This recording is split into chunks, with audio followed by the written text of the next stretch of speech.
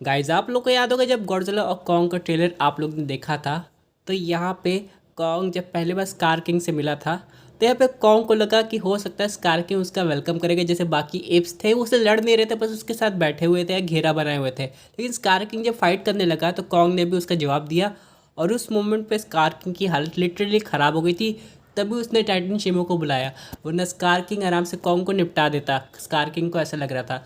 ये इस बात को इंडिकेट करते हैं कि कॉन्ग हो सकता है स्कार किंग से ज़्यादा ताकतवर हो। हालांकि दोस्तों यहाँ पे एक अजीब सी खबर आ रही है जो कि ऑडियंस को हैरान करती है।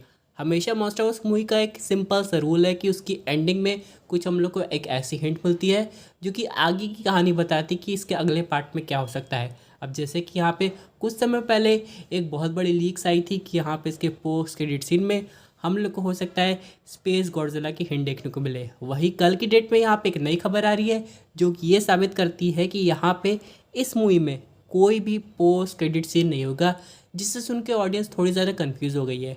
क्या ये मूवी एंड ऑफ मॉन्स्टरवर्स है? इसका जवाब सीधे से नहीं है। लेकिन पोस्ट क्रेडिट सीन क्यों नहीं है, ये क्या खबर में कितनी सच्चाई, ये तो भाई हम लोग को मार्च के एंड में ही पता चलेगा जब मूवी आएगी। हालांकि इसके प्रीमियर कुछ जगह और पहले हो जाते हैं, 3-4 दिन पहले, उसके बाद यहाँ पे रिव्यूज़ आने लगते हैं। लेकिन ऑल टुगेदर दोस्तों पोस्ट क्रेडिट सीन होना काफ़ी ज़्यादा ज़रूरी हो जाता है, जिससे हम लोग को अगले बिग मॉन्स्टर की हिंट मिले। वैसे यहाँ पे ऑडियंस हमेशा से कह रही है कि आगे जाके एक फाइनल मॉन्स्टर जो हम लोग को देखने को मिलेगा वो है स्पेस गॉडजिला। लेकिन कहीं ना कहीं मॉन्स्टरवर्स के मेकर्स को लगता है कि अभी स्पेस गॉडजिला आने में टाइम है, क्योंकि स्पेस गॉडजिला अगर आ गया तो वो लिटरली मॉन्स्टरवर्स का थैनोस कहलाएगा, जिसके लिए गॉडजिला कॉन्ग और न जाने कितने ज़्यादा मॉन्स्टर को एक साथ इकट्ठा होकर एवेंजर्स की तरह उससे फाइट करना पड़ेगा।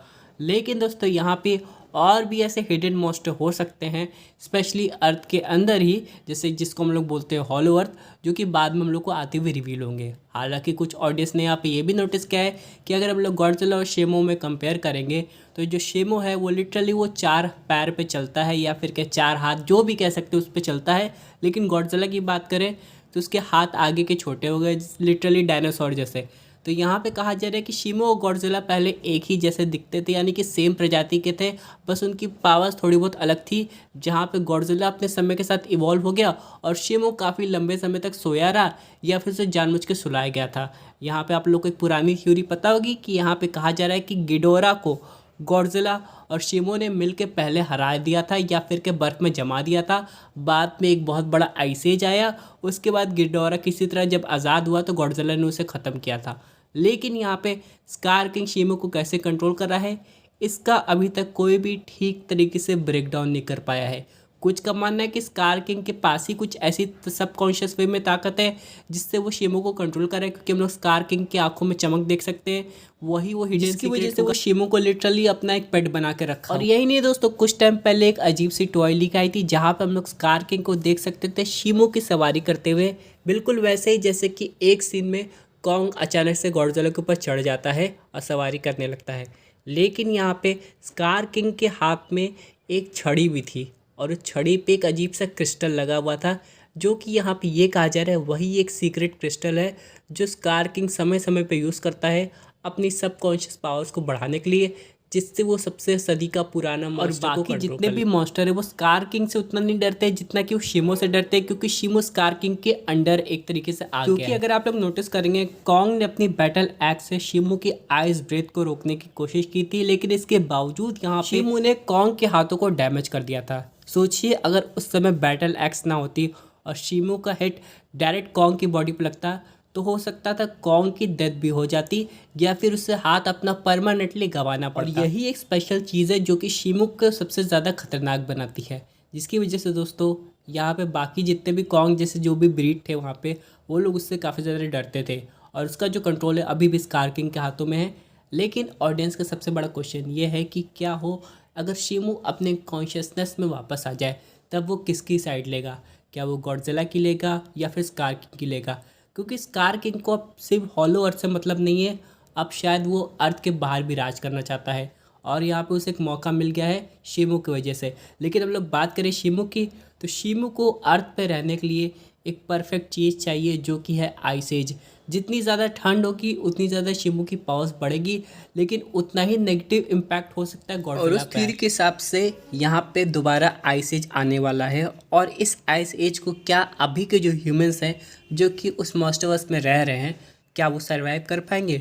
नहीं दोस्तों, ऐसा पॉसिबल नहीं हो सकता है। इसलिए गॉडजिला और कॉन्ग को किसी तरह मिलके शिमू और स्कार किंग को हराना पड़ेगा, और हो सकता है उनको ये काम उन दोनों को ख़त्म करके भी करना पड़े। लिटरली दोस्तों, अगर हम लोग बात करें इसके पोस्ट क्रेडिट सीन की, जो कि अब नहीं दिखाया जाने वाला है, इससे क्या होता है? क्या यहाँ पे मॉन्स्टरवर्स किसी और चीज़ की तैयारी में लगा हुआ है?